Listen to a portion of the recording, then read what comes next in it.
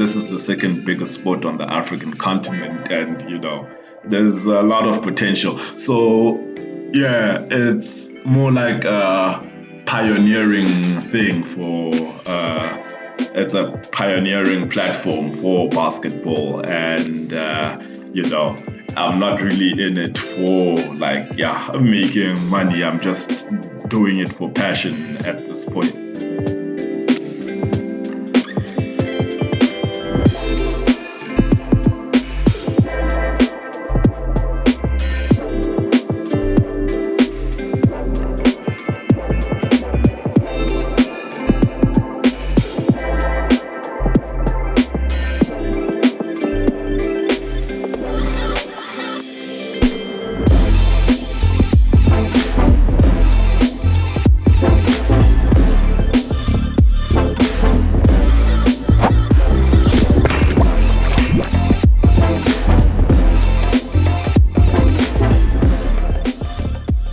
Hello and welcome to another episode of the Edit Undo podcast.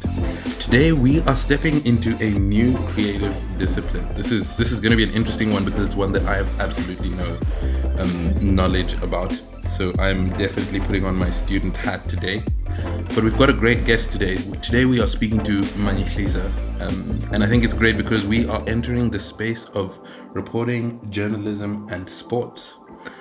So I'm very keen to chat with you today, and Manyehlisa, thanks for making the time and welcome to the show.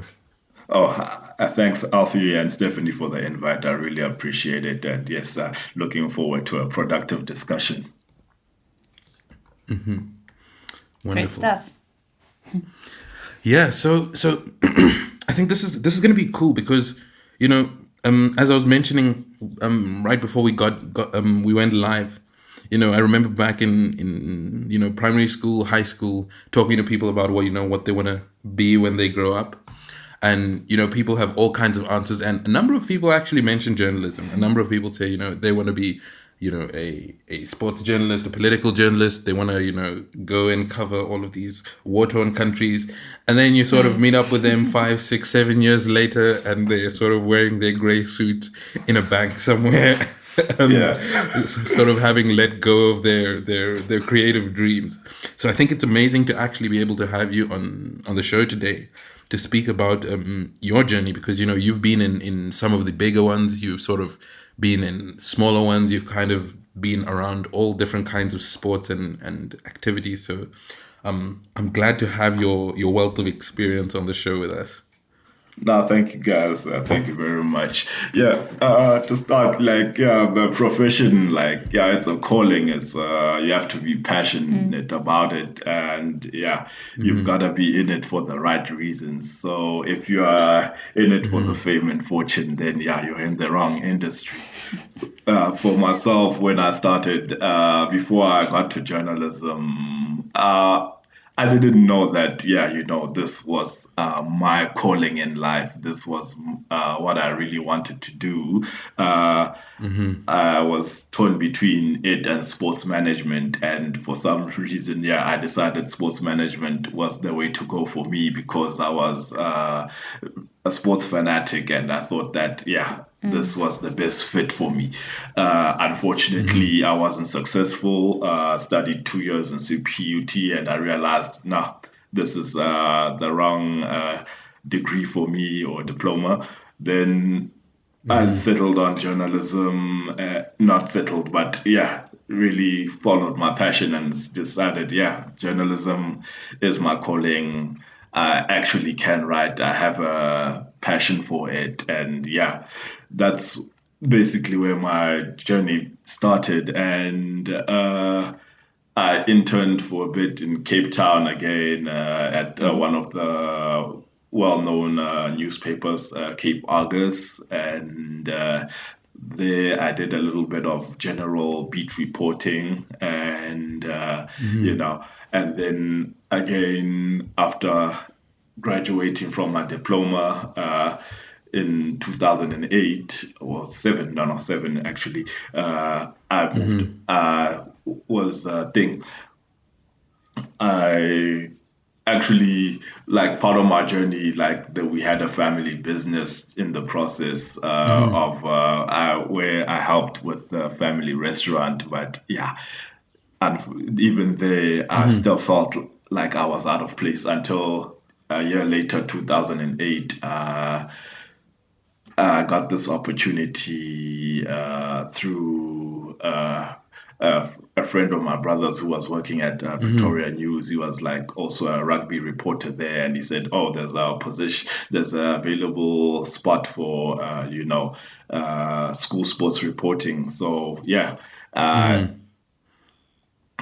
yeah, I Amazing, went to amazing. Pretoria News, So, introduced myself to the sports editor there. Yeah. so I just I'm gonna just ask that as we kind of go through the conversation, you kind of explain a few things because, as I mentioned, I know close to zero about reporting. So you mentioned, and we'll Yeah. kind of Yeah, go Yeah. through same. the journey step by step. So maybe I'll just first ask you to clarify something, and then I sort of want to go a little bit further back to sort of speak a little bit about how it all started. Okay. But you Cool. mentioned something called Yeah. like beat journalism or beat reporting. Beat reporting. What does that mean? Yeah. Like when you're a beat reporter, there's a specific beat. You have a political beat, you have your sports beat, you have your economics, and yeah. So basically, those like yeah, beat reporting is like yeah, related to It's like a yeah specific that kind of theme. specific yeah yeah basically that yeah. Okay, okay, okay. No, And that makes a lot of sense. Okay, so maybe let's just sort of like roll back a little bit because you kind of told us quite a bit about how you sort of entered the space, but maybe let's start a little bit with like how you sort of developed your passion for sport because I don't think it's every old person who decides they're going to sort of make a life out of reporting on a specific sport or just sports in Yeah. general. So how did you get into basketball or just sports in general? yeah, basketball. My older brother introduced me to the sport, and that's where my love for the sport developed. And back then we didn't have a hoop, so we got a BMX bicycle wheel, which we hung or tied to a tree, and yeah, that's when we started playing, and that's where my passion gradually grew. It was in the all our it was in the northwest, Mafikeng, where I was born. That I picked up the game, and we moved to Pretoria in '96. That's where. Actually, when we moved to Pretoria, and I was in primary school, which there wasn't any basketball at the time. And when I started high school, that's when in 1998, that's when yeah I started playing organized basketball. And yeah, that's Wow. where yeah. So That's and very interesting. Yeah. And you specifically have a business now or a company that focuses on the sport of basketball, which I find quite interesting. Like Alfie mentioned, it's not a very big sport in this country. So can you maybe share, was it a risky move to focus on a sport that's not as popular? And what was that decision process like that you decided on basketball? yeah, I wrestled a lot, with like whether I should still stay in mainstream journalism with the changes that are happening, like and like the workflow in the mainstream was like becoming less and less, and you felt that you're becoming irrelevant. So I think from there, like this is 2017 now, and you are feeling like now, maybe take the blind leap of faith and start this Wow. start the big tip off, and follow your passion. There's still it's a big it's the this is the second biggest sport on the African continent, and there's a lot of Sure. potential. Oh wow. So yeah, it's more like a pioneering thing for it's a pioneering platform for basketball, and you know I'm not really in it for like, yeah, making money. I'm just doing it for passion at this point. Yeah, at this point, yeah. Wow. I love Wow. that. And can you quickly, briefly explain what does the Big Tip Off do? Like, what is the purpose? Who's involved? Is it just you? What does the Big Tip Off consist of? Yeah, it's myself. I'm involved. I'm just using all the experience that I gained while working in the mainstream media and putting it all in to the big tip off. Also, along the way, I realized, yeah, I have a passion for photography and also trying now and then videography. And yeah, that's where I put it all in. And, as a multi-skilled person and just putting it all into the big tip off and, putting it, that's where my passion is. So, as a writer, as a photographer, yeah. All Okay. right. And what are you trying to achieve, or what is the mission or the vision for the Big Tip Off? Now it's basically putting basketball on the continent on the map of the world, like great sport here, Okay. making sure that, actually people can see that, yeah, there is this, that, while it's popular in America, Europe, also on this continent, it's very popular. And this platform, the Big Tip Off, is making sure that, on the continent, it's also recognized. And, like, Yeah. there have been many prominent players that I've interviewed, and just to make sure that actually that this uh, while the to help in the growth of the sport on the continent. Sure. So for people like me and Alfie. Exactly. Well, my focus is on players from this continent or guys who also maybe have playing elsewhere around the world but have roots on this continent. So initially when I started like for South Africa and, trying to, help because we do have a local league. It's not popular. We do have other regional district leagues that are also in most provinces. And here and there, I've covered a couple of people. It was at the outbreak of the COVID that I realized actually, oh, well, at that time, it was a frustrating process for myself. Like, what am I gonna do? We are all locked in, and how am I gonna get content? Then I came up with conceptualized a series called the Timeout series, and where I just reached out to various people here at home in South Africa and various parts of the continent and other guys, African basketball players who are in other parts of the world, just to get them to give their perspectives, just to write for the big tip off and talk about their journey into basketball, their life, how COVID is shaping the world view. Yeah. So that's where now I started breaking into the continent. Yeah. That's amazing. That's amazing. So we've kind of done a little bit of a jump. We Oh, kind of okay. spoke about the beginning of your journey, and we've spoken a little bit about sort of like where you are right now, which is okay. But I almost wanna fill in the middle of the sandwich. Okay. Let's talk a little bit about your time kind of developing yourself as a reporter, and as a journalist, as generally as a person in the sort of media and reporting space.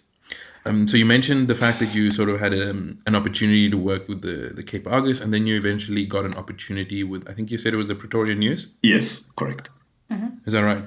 Yes. So can you talk a little bit about what that was like, and kind of like what you experienced? Because you mentioned, sort of around 2017, it was starting to feel like things were a little bit starting to get a bit irrelevant, and that's sort of what gave you the opportunity to move forward. But maybe let's talk a little bit about the time when you first got in.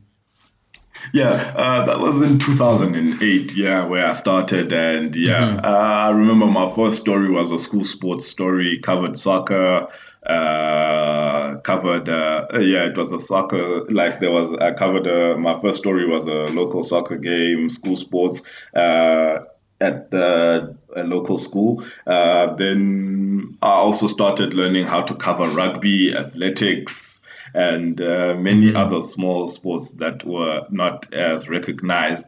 And from there, I also got experience in getting to cover the PSL matches. Like, wow, now you are getting to rub shoulders with I think prominent footballers, and getting to interview guys that you are seeing on TV. And also another thing, another interview that like when Oscar Pistorius came back from the Paralympics, yeah, that was in 2008, and Wow. I got the opportunity to have a one-on-one with Wow. him. Yeah, so yeah, Amazing. Amazing. that was like wow. And another thing was also yeah, what was else? I managed to also learn how to produce the news now, like how to edit, how to lay out a newspaper. So yeah, it gave me a lot of opportunity to like learn the business of news and production. Yeah, and Sure. that continued up until 2017. Yeah. Okay. I have a question more about the process that you take when writing about sport. Because if we think about traditional writers, such as people who are more author based or write fiction or non-fiction, it seems like more of a passive process where it's about sitting and really just getting what's in your mind out on paper and into words, where journalism is obviously quite different because it's not coming from within you. It's a bit more observational as well. And you also spoke about how you got the opportunity to actually speak to some of the big players and teams. So what is your approach or process like when you develop a piece of news regarding a sport? How involved do you have to get? Is it just you sitting on the sideline observing, or what is it like? No, it's quite an interesting experience for me because I'm not much of a talker. I'm a very shy person, so like it's a bit stepping out of my comfort zone basically, and Okay. Yeah. like you have to research the person that you want to interview. That's the first thing, and then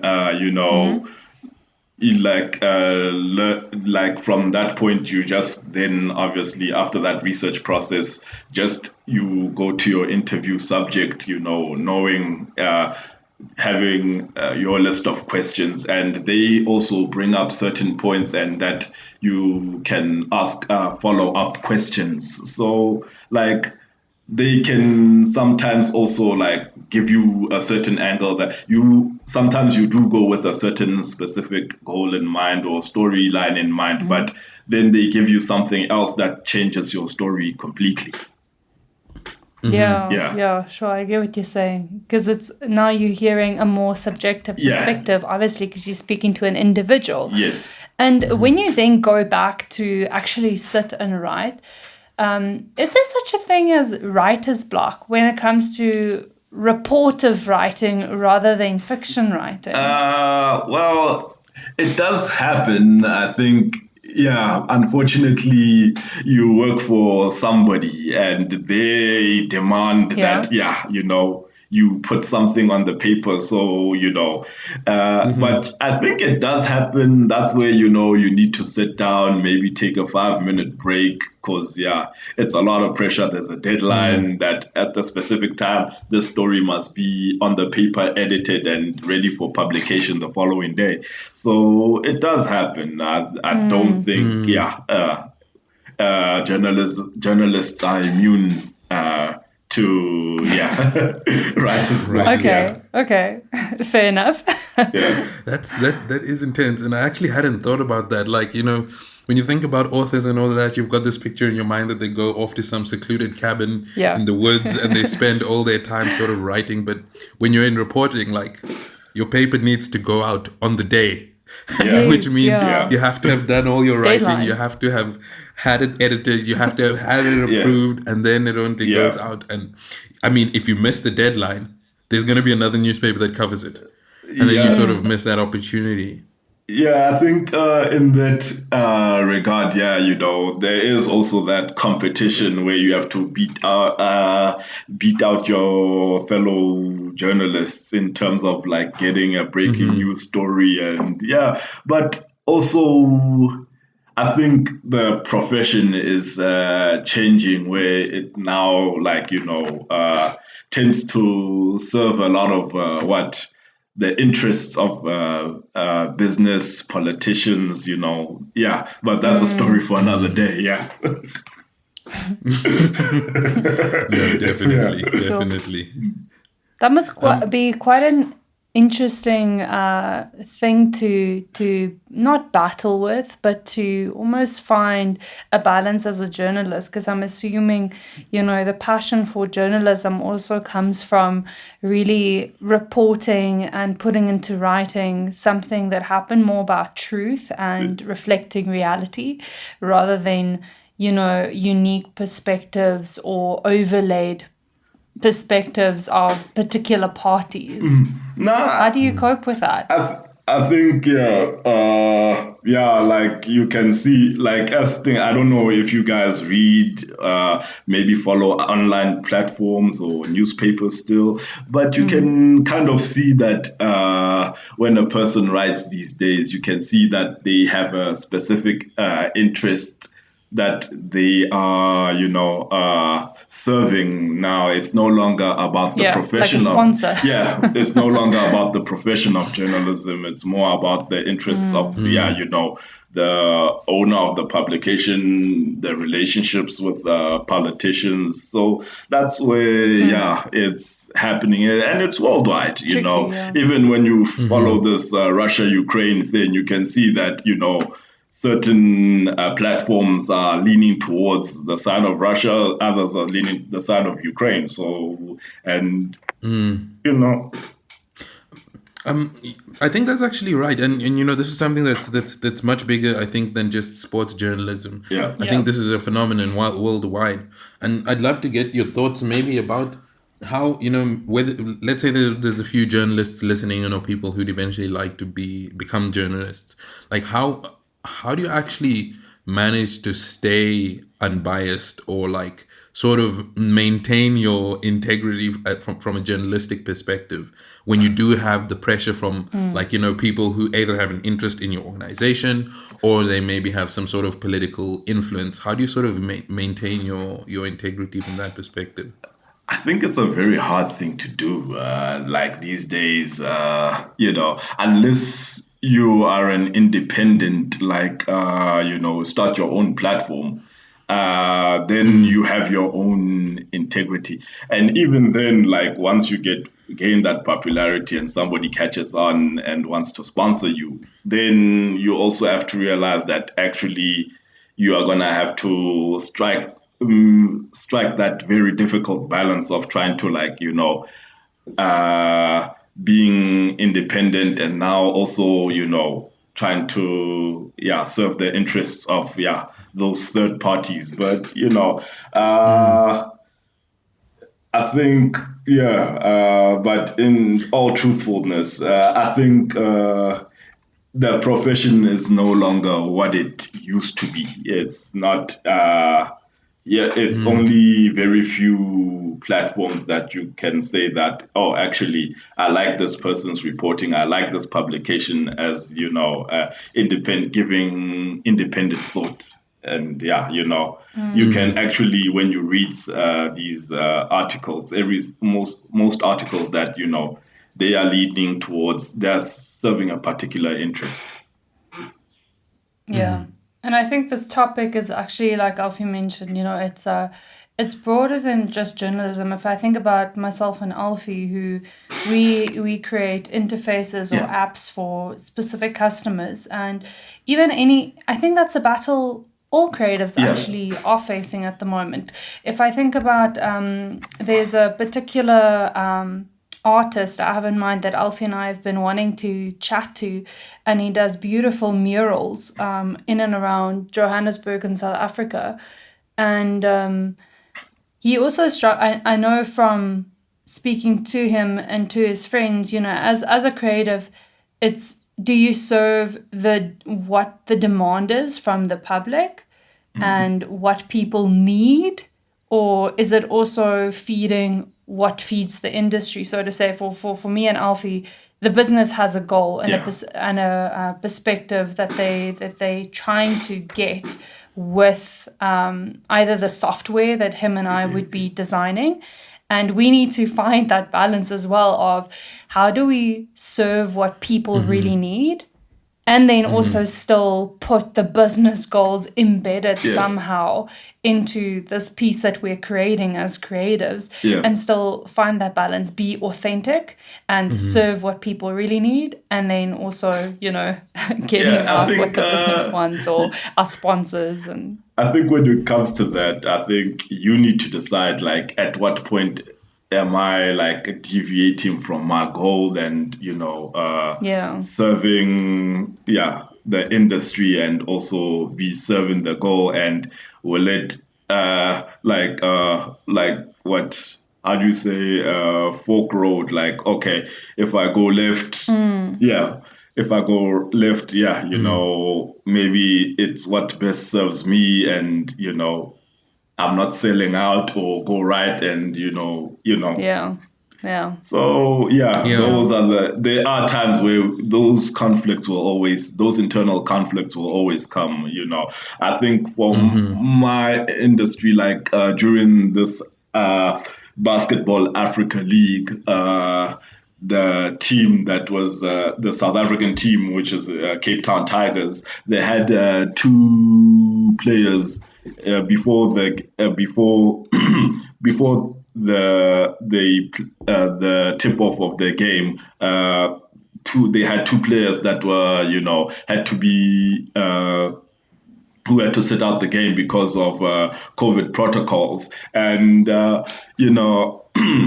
then I put out this, just on social media, that this is what's happening in Egypt right yeah, now. Two players from the Cape Town Tigers have to sit out because of COVID health and safety protocols. And one of the players made a statement about the league, and I actually wanted to post that. And fortunately, yeah, my girlfriend was like, "Is it really what you want to do? Is this what you want to be about? Be part of the mob, create, is this the type of news?" Then I went back to myself, okay, maybe it's not necessary to post this. What I have out on social media is okay. And yeah, just also a statement from the tournament organizers. And yeah, you know, I was like actually now feeling comfortable with myself as a journalist, and no, not to follow the mob and put this and damage somebody else's yeah, yeah, yeah. reputation. Yeah, That's so important, and I want to touch on a bit of about what you've mentioned, Manyehlisa, and as well what Stephanie mentioned, because Steph, you sort of spoke about this balance that you need to strike between serving the audience and almost staying true to the craft of what it is that you do, whether you're a designer or you're a writer. And I think, in a sense, this is actually one of the biggest crises in the journalism space, Yeah, because absolutely. like they've been under attack from technology. Like, Yeah. a lot of the developments from a technological perspective are forcing a lot of news and media organizations to make really hard decisions. Like, when you've got all of the advertising revenue coming in and all of that, it's easy to do all of the research. You can hire all the fact checkers, and you can stay true to your journalistic integrity. But as soon as that starts to flow away, and maybe there's a little bit less money and there's a little bit less reason to stick to what your journalistic integrity directs you to, it becomes harder. And the reasons to stay true to your industry become less, because now it's not a matter of I'm doing it only because, like, I have the resources at hand to do it, but it's like, you might maybe the advertisers have got a little bit more influence, maybe they've got a Yeah. little bit more control because they know that maybe there are less people that are wanting to advertise in physical Yeah. newspapers and magazines. So I think it's really something that as and I think especially in the journalism space that needs to be resolved because and I think everything that's happened during COVID and during like even before that during the whole Trump administration, and I don't want to get specifically into that, but I want to focus on the fact that that has shown us how valuable is to have effective journalism, to have people who are able to get access to the truth and who are brave enough to put the truth out even when the external influences are trying to put pressure.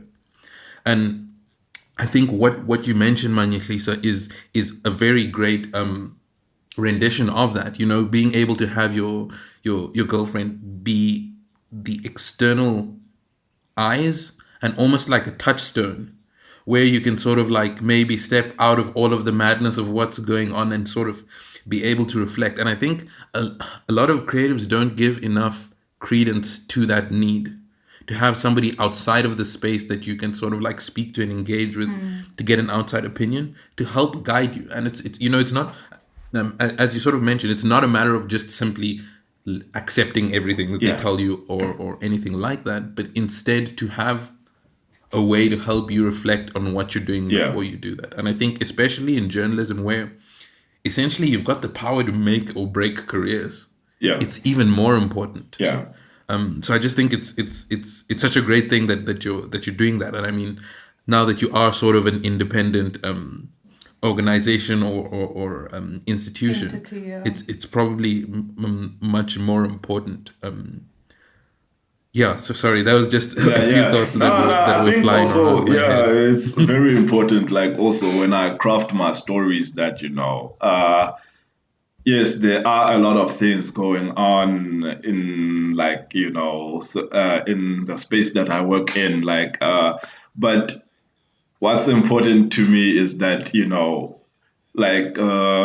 that independence that I'm not being used for nefarious ends, that I serve, try to as best as possible to serve, be truthful in my coverage. And it's I think when you are independent, you have that latitude that to do that. And unlike when you are working maybe at a newspaper or online platforms that are owned by private investors, it's that becomes very difficult because they are aligned to certain politicians and other interests. Yeah.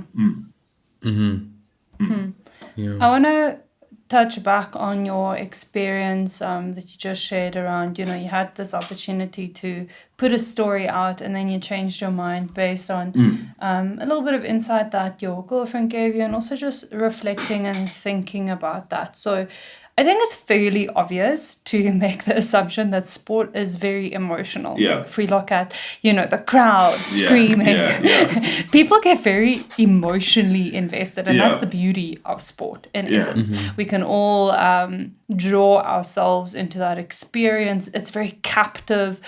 So because sport is so emotional, I can imagine as a journalist reporting on a story, you can receive quite a lot of negative feedback Yeah. because there's always a different opinion, always a different view.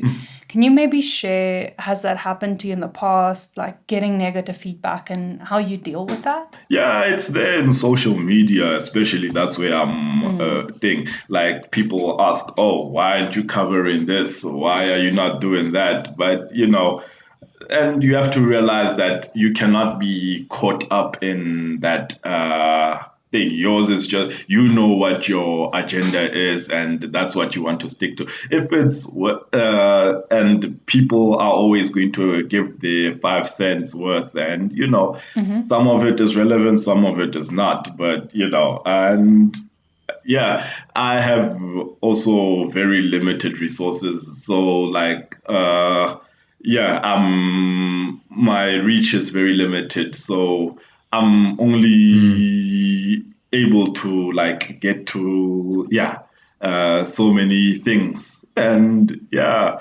uh but just going back to that, it comes with the territory. That's what I'm basically Yeah. trying to say. It comes with the territory, Okay. and Yeah. yeah, just take the negative along with the positive. Yeah, Just get a bit of a thicker skin yeah, as you yeah, grow and mature in your yeah, yeah. industry.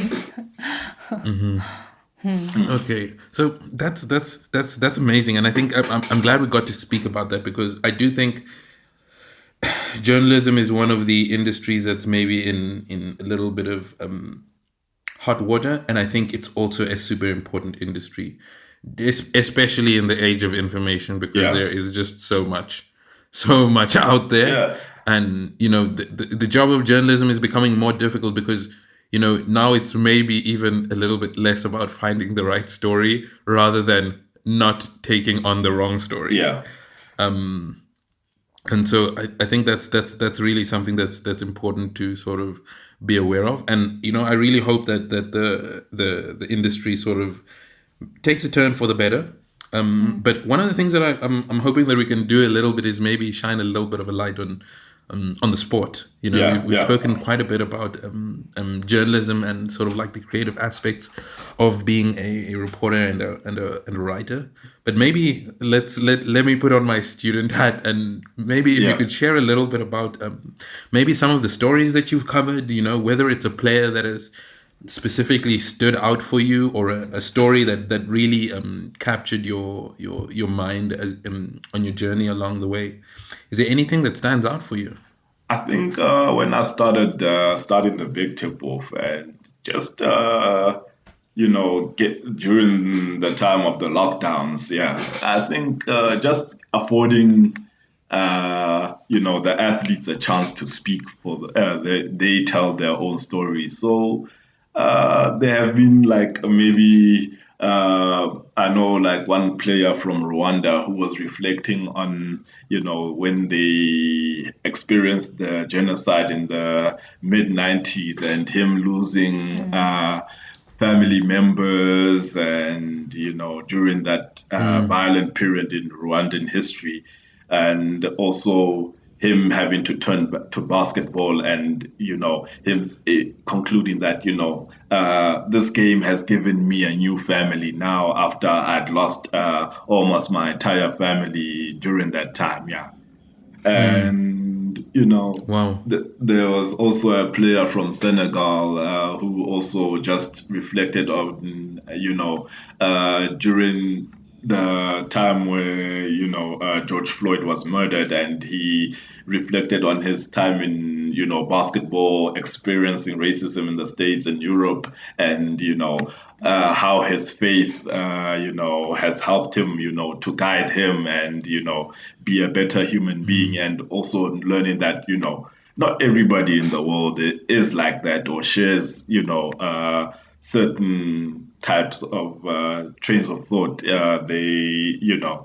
So yeah, those are the kinds of things. But as a writer as well, I think getting an opportunity to cover the Basketball Africa League, and and you know having to, while like also doing it remotely, that was, and speaking to players from Sudan, parts of North Africa, West Africa. I think, yeah, it's hard to like pick out a story. But okay, the one story that I do remember, like Dorothy Okach, she's a referee from Botswana. Although she has roots, was born in Uganda, she had an interesting story, like of being a refugee and her experience as a refugee in Botswana. That Wow. was a very interesting story. There's also another player, Atem Majok, who I've interviewed from South Sudan, who I've interviewed on two occasions, and similar story to the previous interview subject. And yeah, those are like, Mm-hmm. yeah, like those kinds of experience, those human experiences, like that make you human. And yeah, like knowing that, Mm. yeah, irrespective of the conditions that you come from, you can still make something of yourself. So I wanted to just turn back a little bit to the the one you mentioned about the two players from Sudan, because one of the things I think that we two things we kind of forget at times. The first is that sports players are human. Yeah, Especially when someone is your idol and yeah, you watch them on TV every day and you're going crazy for them in your bar somewhere or on your couch. yeah, They almost become like a symbol for you, and they almost stop become being like a full human. And I think that's one of the things yeah, that's really important about what journalism does. It yeah, really humanizes people. But then the other thing that I think that's also so important, and you see this quite a bit in a lot of the movies about sports, and I yeah, get that they're not real life, but I think it does happen in real life as well. Like for a lot of people, sports is a way back. When life sort of throws you a curveball, when things go crazy. I mean, when you experience a genocide, yeah, there are not many things that can bring a person back to a good place. And I think sports is one of the things that does that really well, because not only is it a way for you to, as you said, build a new family or a new community around you, it's also a way for you to express the more difficult feelings and the things that are a little bit harder to put into words, in the way that you play, in the way that you train, in the way that you sort of like challenge yourself. And I think that's something that's really important just to highlight, because for many people it's the only option. yeah, There isn't necessarily a group or a community that can sort of help them deal with that kind of thing, and so sport essentially becomes an outlet. So I think it's such an amazing thing that you can actually bring that to light in the work that you do, and give credence to the fact that these players are actually humans. Yeah, I yeah. just I just wanted to No, highlight I that. think, yeah, that's. Oh, okay. Yeah, I think it is one of the most important things. I think it's probably one of the things that's been lost in the profession, that, there's a human face behind all these things. And yeah, that's what I tried to put on. Although you do have to cover the controversial stuff, but also how you cover it is important as well, so that you don't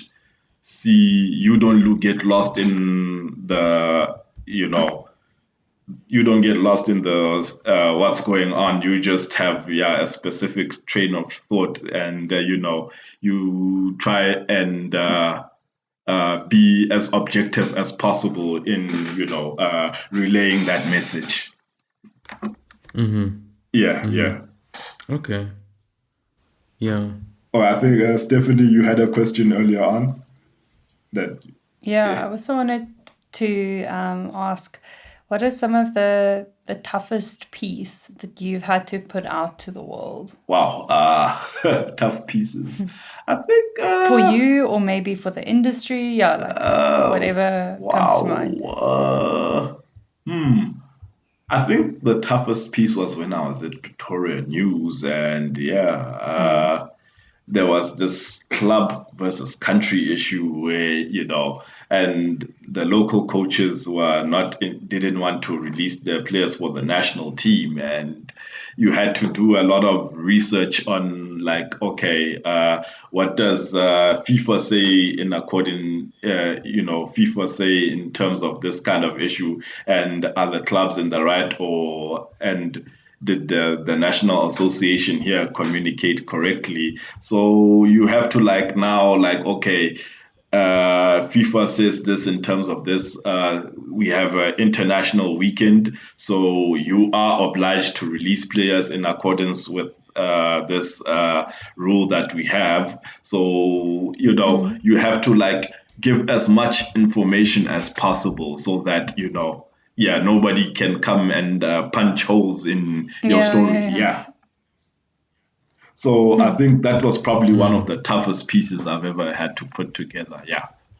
So, but also Okay. it also reminded me that, yeah, detail is very important. Don't, yeah, you know, try and get as much detail, try and get, when they say get more than one opinion in regarding an issue. Yeah. It's very important so that, yeah, the reader can make up their own opinion, yeah, where they lean. Yeah. That's amazing. And when you sort of mentioned that about having to bring in the rules that sort of FIFA had, it actually also made me realize that it's easy to think that the sport is just the people on the field and the coaches and the time spent practicing, but in some ways also the role of reporting actually contributes to the sport in a sense, because the elements that you research and then publish to both the viewers and, I mean, even the coaches and the players, like some of the coaches and players also read about what it is that you publish, and so in a sense you have the opportunity to influence the things that they learn about, the things that Yeah. they sort of experience, the things that they know about. And in the example that you gave, even how clubs versus the national teams interact with each other. And Yeah. you can almost think about it as you're giving them the resources to make the right or wrong decision. Yeah. Yeah. And Yeah. the decision that you make will essentially domino onto the decisions that the clubs and the national teams will make. Yeah. So yeah, it's a big responsibility. Yeah. No, I think With But power comes responsibility. yeah, I think yeah, as yeah, you can't yeah, it's easy to like just put out information there, and you must remember that even the athletes and the coaches also read that information, and want Yeah. to like have a second interview, third interview with all these people. So yeah, you have to always make sure that the right information is out there so that they when next time they see that you're calling them, that they want to take your call. yeah. So I think we'll probably be stepping towards the closing stages of this discussion, but maybe one last thing is like, what are you hoping for the big tip off, I guess, over the next few years of what it is you're doing? What is it that you're trying to achieve in your journey? Nah, just to like put light on the game on this continent, and also like here in South Africa as well, to make sure that to ensure that there is potential, but it has to be, in order to realize it, you have to make certain moves to making sure that the sport grows in the country on the game. And platforms like mine, there are many others as well in the country that try to put light on, and but at the end of the day, there are also other political let me say, like people in the political spaces that have to make sure that the sport also grows and it serves the intended people. This is the basketball fraternity, and we are basically, the big tip off is a pioneering effort to make sure that actually there is basketball in South Africa, and Yeah.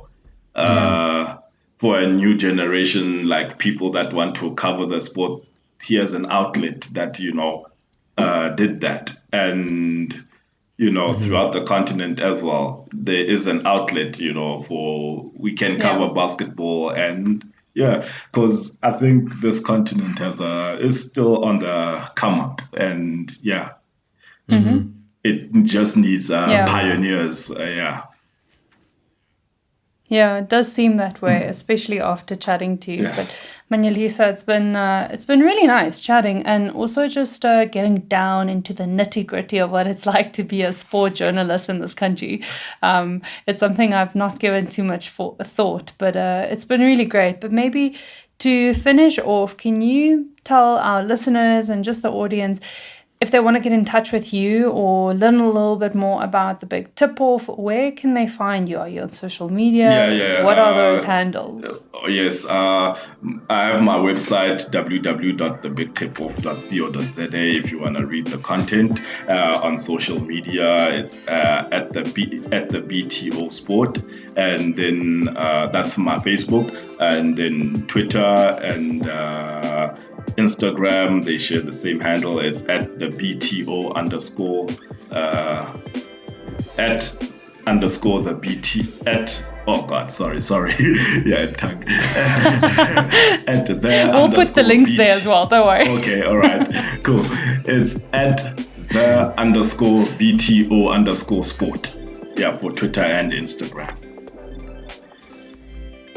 All right, folks. Yeah. Well, there you have it. We will, like I said, put the links there to make sure if you're not a good listener, you can just click on it as well to go have a look and give him all the support he needs and for the sport and for this continent. But thank you so much for your time, Manyehlisa. It was great. It really was. Thank you very much, Stephanie. Alfie, thank you for having me over, man. I really appreciate it. And yeah, strength to you guys, and may your platform continue growing. Thank you. Thank you so much.